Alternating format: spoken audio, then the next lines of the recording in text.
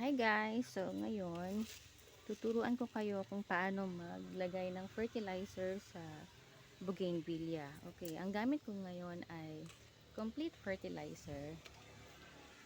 Yaramila yung brand niya, pero hindi po sponsored yun ha.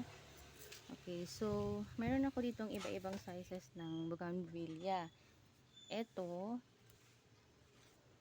maliit pa siya. Ito, medyo malaki na.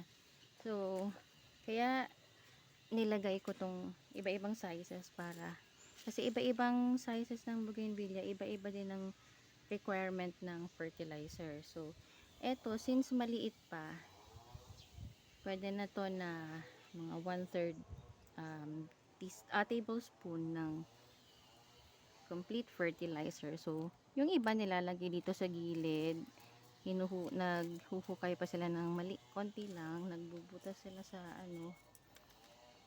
Yung iba naman hindi.